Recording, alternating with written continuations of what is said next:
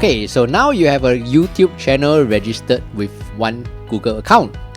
But what if you want to create another channel but don't want to deal with having multiple Google accounts linked to multiple YouTube channels? Confusing, right? In today's video, I'll show you how to make multiple YouTube channels using only one Google account. Let's get started.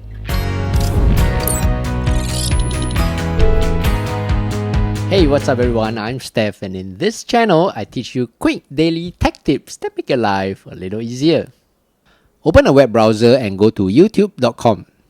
Click on the profile icon picture on the top right. Click on Settings.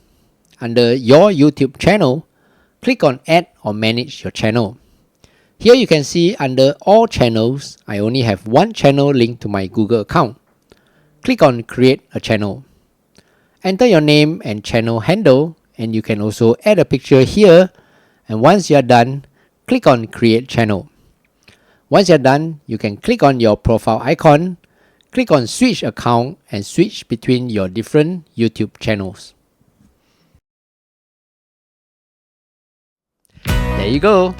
If you found today's video useful, do give it a thumbs up and subscribe to help this channel grow.